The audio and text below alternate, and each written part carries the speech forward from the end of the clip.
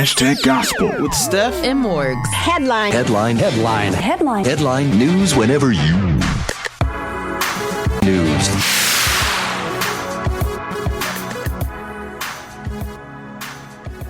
Yeah.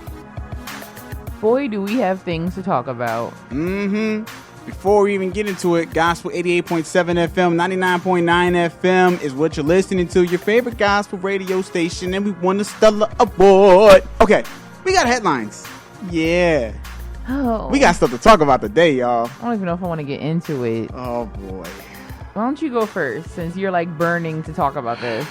Okay, I'm going to start with I'm gonna go in order of controversy. Right. So first, hey, I guess tweet us though. Tweet us at Morgz_92 or at Steffin Phifer at STEFFINPHIFER. Yeah, because you will get a retweet. Because I would love to hear what people have to say. Let me know. So Seriously. what else do we have?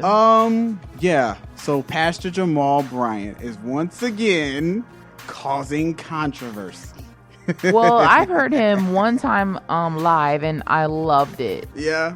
I really got a lot of golden nuggets out of it. Yeah. But anyway, tell him what he's in the buzz for now.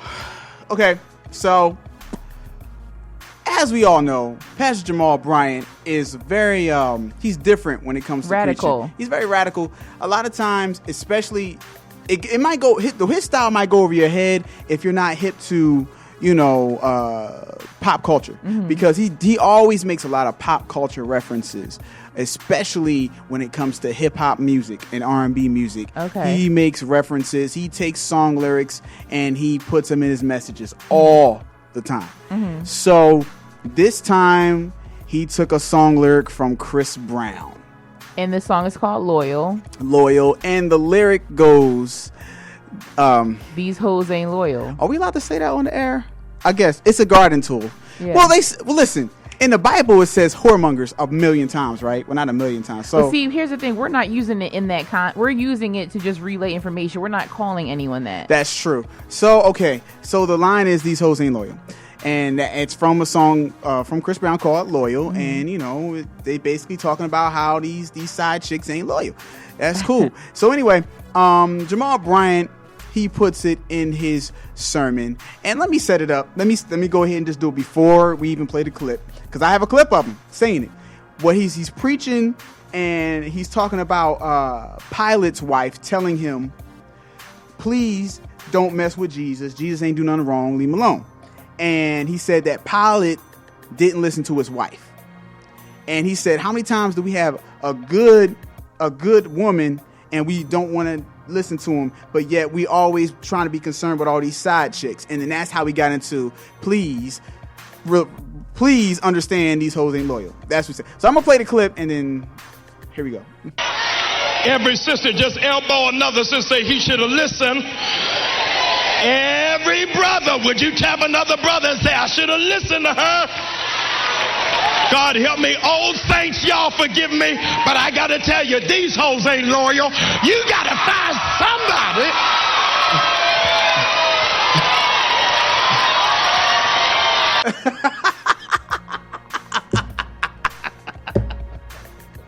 I'm just shaking my head. Okay. So, of course, some people are up in arms about that, right? How do you feel about it, Morgz? Before I even say anything. This is not the first time that preachers... actually, my cousin Stacia, I think it was Stacia, she posted on Facebook, preachers find any way they can to curse over the pulpit. Not that that word is a curse word, but it is definitely derogatory. I feel like it was distasteful because you are in the house of the Lord. Why would you say that? I mean, we get it. Like, we get it without you having to do that. And you know what? I don't know about him, but I know some youth leaders try to be hip to the point where now you're just doing too much. And I feel like that this is probably one of those times. Him, I'm not going to shoot the messenger, because if he has a chicken McNugget for Morgz, I'm going to listen. I can't afford to lose a good word over something like that. No, I mean, I hear you, but this is, I don't like it when preachers curse over the pulpit to go with their message. I feel like you can relay your message without that. it's just that's a bit much. It was funny. Was it funny? Heck yeah, it was funny. Hilarious. But what I want, if I was a pastor and I invited him to speak in my church, my face would turn red. I'd be like, oh my goodness, I hope Mother Leatherberry didn't hear this.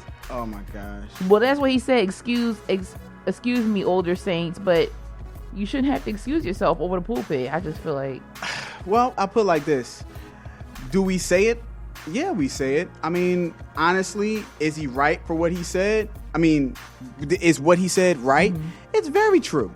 They ain't loyal. You know what I mean? Like, my mom and my dad, Pastor Phifer and Lady Phifer, have told me over my lifetime, plenty of times, yes, these ain't loyal. All right? These garden tools ain't loyal. They done said it a million times to me. So it didn't faze me that he said it.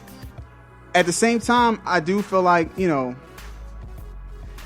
don't know how appropriate or inappropriate it is because of the fact that, sometimes it's more effective to just be straightforward. But then at other times, it is more effective to be tactful in what you say and everything like that. It all depends on, just having the discernment and, to know when the time is right to say something like that.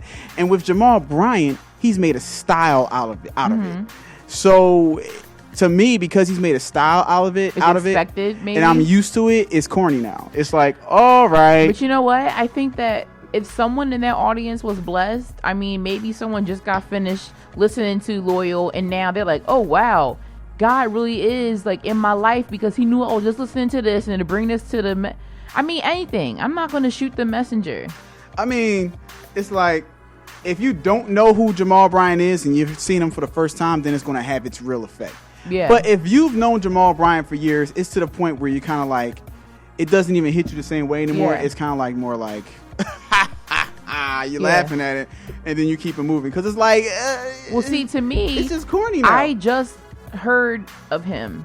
Oh, you just heard of him? Like maybe a year ago. Jesus! He came to a church in, I think, up the road, and the Levites had to sing. So I was with my cousin Deanna. Okay, shout out Deanna. Hey, girl. Anyway, so that's where I heard him, and I received a rich word. So if he wants to continue to say these kind of things over the pulpit, go ahead. I'm not going to discount the word that he may have. Some people have a little bit of an issue with him because of the fact that it has come out before a few years ago that he did in fact have an affair, cheat on his wife. Look at Morgz. No, face. I'm rolling my eyes because so did 12 other thousand men too. Like, he's a pastor, yeah, but he's also human too. Right. I was watching Kevin on Stage. Shout out to Kevin on Stage, and he was saying, he made a point that since he did have an affair and everything, then maybe that's how he learned. Like, listen, these ain't loyal. I don't know. Anyway, so my take on it is that I don't feel like it's inappropriate. I just feel like it's kind of like it's okay. It's run its course. Please. Okay, what would happen if they did that at Abundant Life? What happened if y'all invited him? How do you think they would have reacted? Oh, my church. Well, I can't speak for everybody, but I know for a fact that all of us would look at him like, dude, seriously, like, you're whack. Like, stop it. Like, you know what I mean? Because, like, I don't know. It's not that we're super holy about that. It's more like, you can't be more creative than that, dog. Yeah. Come on, man. Like, really? Like, so I guess you're not moving us by saying it in church. The take-home message is people going to say what they won't say. But anyway, let's get into this Rihanna thing. Oh, boy. Okay, so, I love Instagram. I'm on it all the time. So Rihanna had this see-through gown. This was at the CFDA event. And a lot of people said it resembled Josephine Baker, how she would dress. Oh, boy. The dress was it was sheer. I don't think she had any bra or panties on. And she had like a head thing on. To me, and people like, hey, she a fashion killer. No, to me, it was not cute. I think she's beautiful, but this dress did nothing for her. To me, of course, a lot of men loved it and thought it was A-okay, but So, but then on Instagram, because y'all know Instagram just go ham when a big event happens. They had a picture of Peter Griffin with the same dress on from Family Guy, because episodes before, he had a dress that looked just like that. So people were like, wait, what? I thought that they just made it because of this event. But my friend I was talking to, shout out to Anthony, well, AJ, he told me no, he remembers that episode from a while back. And Peter Griffin had it was the same arm, shawl and everything. It was so funny. It was weird. I don't get, and I never have got what's the big deal about Rihanna. To me, I never got it. No diss. Yeah. Absolutely no diss.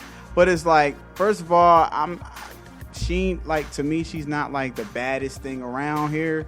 And then on top of that, it's she's not the greatest singer around here.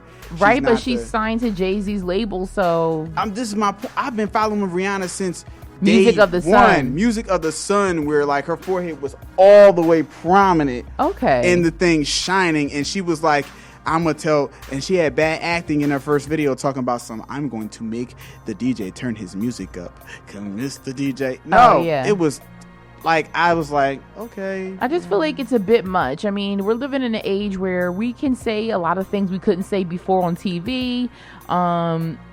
Just different things that not bleeping out stuff. I'm 22, so I was able to see the progression a little bit of how TV evolved in the censoring, and it's scary to say the least. At the end of the day, it sells. It always will sell. So, she's going to do what she's going to do, and people are going to pay attention because, But at the same time, when you desensitize yourself to it, it takes the the importance out of it, and I don't know. Well, that's actually very scary when you're no longer fazed by it. Yeah. With the whole being more accepting of just different things, like I said, the expletives and TV, regular family TV or whatever. I will never become desensitized. I just wasn't raised to be oh, this is okay, and it just will never be okay. For the kids who are listening out there, it's not normal to just have sex all over the place, right? Out no, in it's not. Everywhere, people just always wearing revealing clothing and just casual sex and all that good stuff. It's actually not normal. And then you wonder, and to show you that it's not normal, look how many people actually have successful marriages. Not many. Yeah. J-Lo has been married and divorced how many times? How many people? How many people are getting divorced? Yeah. Because of the fact that they don't have a good foundation. If I'm not even trying to be on a soapbox, but if they actually follow God's plan, it would be great. You're only supposed to know one person. You're only supposed to be married to one person, and that one person is supposed to be able to see you in your see-through dress, and that's it. You know what I mean? And if we all stuck to, if we all just tried to stick to God's plan, you would see how much better everything would just make sense and work out. But because of that, because we don't follow God's plan, all you see is a bunch of chaos all over everywhere. Yeah. And people's lives and people's relationships and everything, Most definitely. So I don't know. Oh, that's all I got to say on those topics. Well, without any further ado, Super Steff's Birds are playing It's Me. And it's Morgz. # gospel. And don't forget, we have that interview with the Playmakers coming up. So keep your ear right here. Yeah.